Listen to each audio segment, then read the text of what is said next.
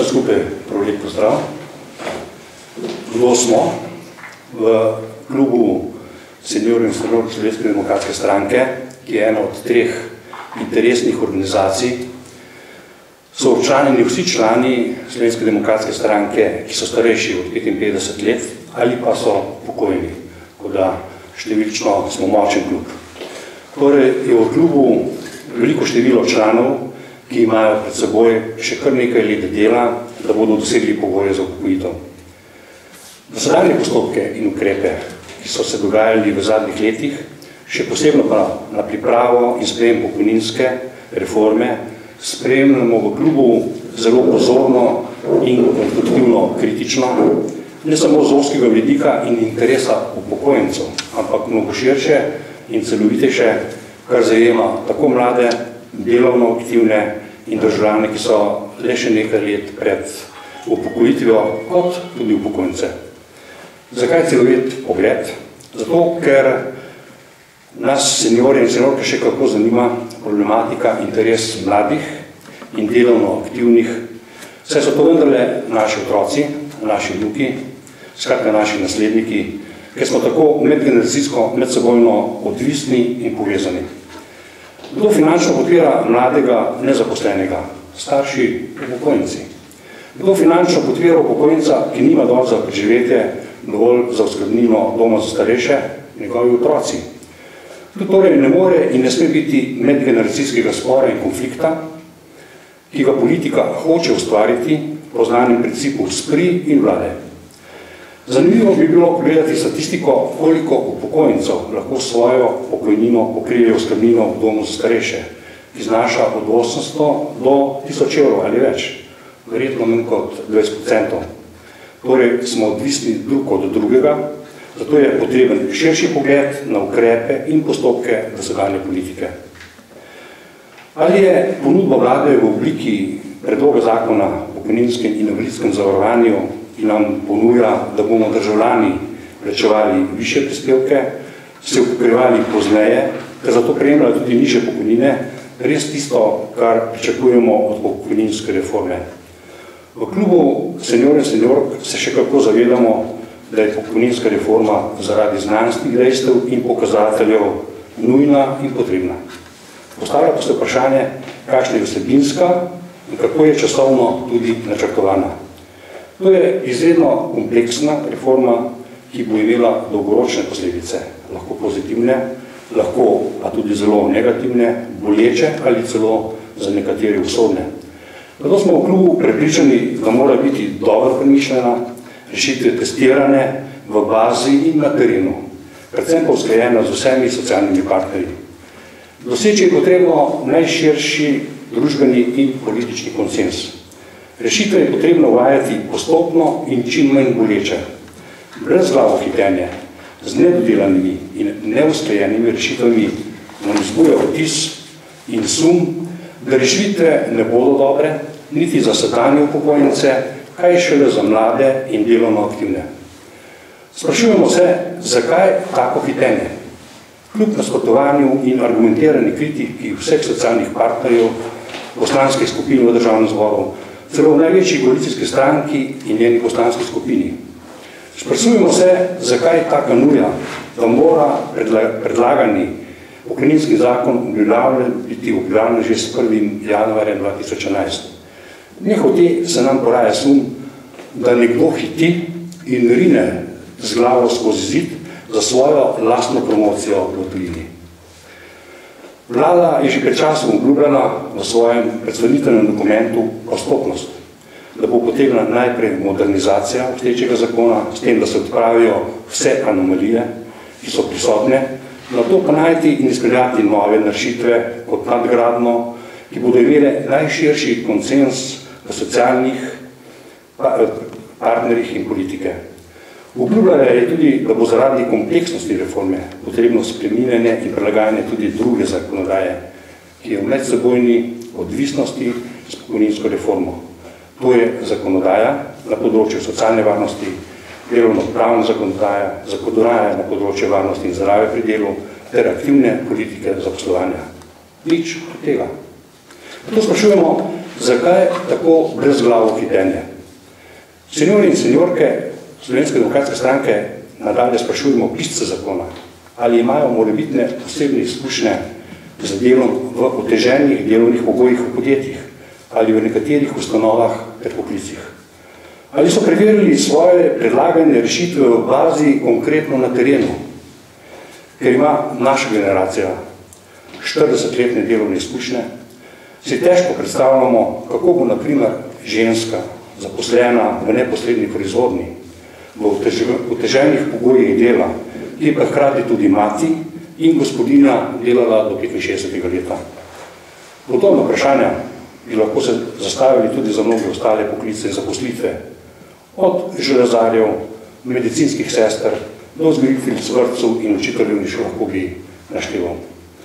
Predlagatelji zakona odgovarjajo, da se lahko predčasno vpijo, če izpolnjuje enega od pogojev. Ne povedo pa, koliko manjša bo za to pokojnina. Sprašujemo, dokdaj bo moral delati nekdo, ki bo zaradi študija začel delati z 28 leti in bo želel imeti polno pokojnino. Med nami je množica mladih, ki danes so še nezaposleni, leta pa se jim odmikajo tja v 30. To so vprašanja, ki zanimajo tudi nas, seniori in seniorke, in nekatere še do danes ni argumentiranih odgovorov. V klubu se sprašujemo, ali ima vlada začrtane prioritete svojega dela. Praksa kaže, da temu ni tako. V našem prepričanju bi morala biti prva in glavna prioriteta vlade reševanje gospodarske krize. Sporedno pa pripravljate tudi ostale, še kako potrebne reforme. Prioritetno bi morala vlada stabilizirati gospodarstvo za ustvarjanjem še kako nujnih potrebnih pogojev za gospodarstvo in minimizirati stroške na vseh ravneh, vendar ne za znižanjem plače.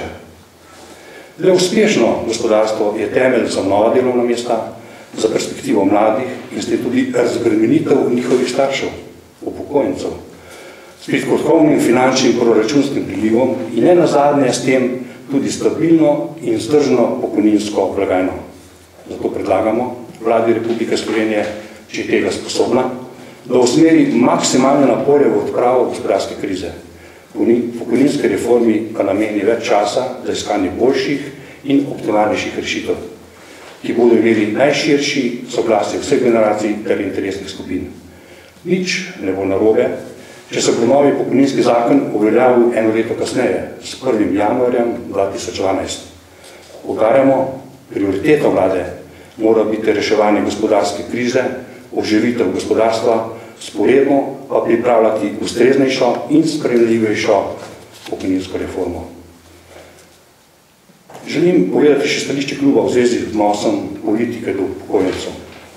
Zakon o pokojninskem in invalidskem zavarovanju določa, da so pravice iz obveznega zavarovanja pridobljene na osnovi dela in višine plačanih prispevkov, neutovljive pravice, ki jih ni mogoče odvzeti, zmanjšati ali omejiti, ter da država zagotavlja upravičencem izplačevanje pokojnin iz državnega proračuna oziroma drugih virov v primeru, ko izdatki SPIZ-a presegajo prihodke od prispevkov zavarovanja. Tako govori zakon.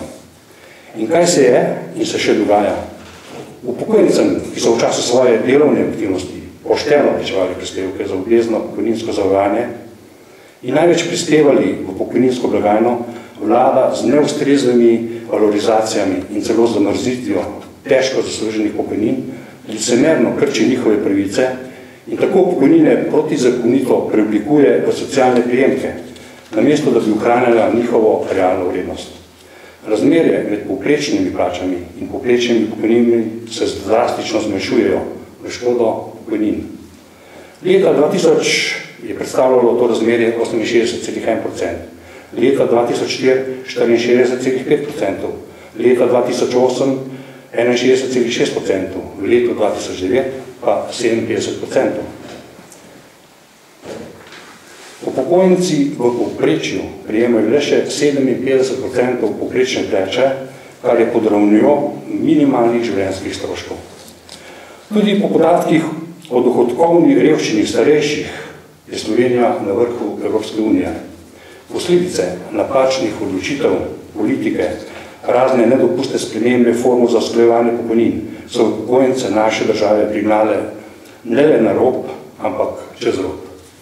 Nedopustno je razmišljanje, da bi posledice neučinkovitega in nepoštenega upravljanja državnega proračuna ponovno reševali na plečih upokojencev in pokojninske blagajne.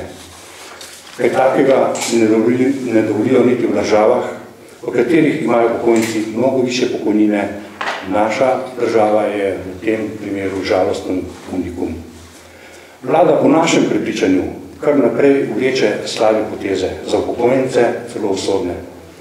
Z vedno novimi in nepotrebnimi obveznostmi državnega proračuna upokojencem pa ne zagotavlja niti realne vrednosti, zakonsko odmojelnih pokojnin na podlagi višine vplačanih prispevkov, kot da upokojencem deli miloščino.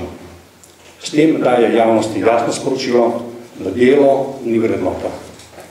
Vlada je namesto, da bi po 10 letih konstantnega padanja pokojnin le-te ohranila vsaj na ravni iz leta 2009, predlagala sprejetje interventnega zakona za obdobje od januarja do decembra letošnjega leta z zamrznitvijo usklajevanja pokojnin z rastjo plač za 50% in pred nami je nadaljnja celotna zamrznitev pokojnin. Kaj poreči k vsemu temu? Da je več kot sramotno, da moramo vlado opozarjati na nevzdržno stanje upokojencev. Trdimo, da se vlada dobesedno norčuje iz upokojencev. Z interventnimi zakoni posega v pokojnine in upokojencem enostavno odvzema to, kar so si za dolgoletnim trdim delom in vplačanjem prispevkov pošteno zaslužili.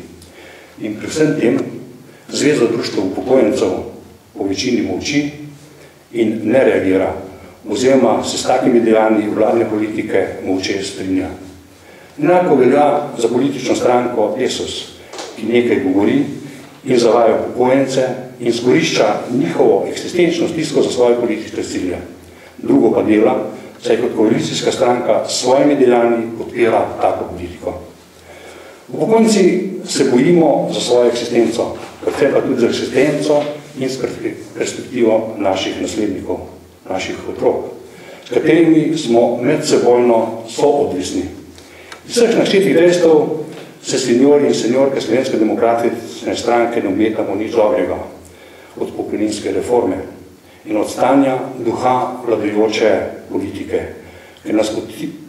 ker nas potiska na rob spoštljivega, kot bi nam hoteli dopovedati, da smo generacija, ki je že odpisana. Jemlje se nam dostojanstvo s tem, da nam se jemlje, da se nam raje jemlje, kot daje, kar bo vrste upokojencev vneslo usodne eksistenčne posledice.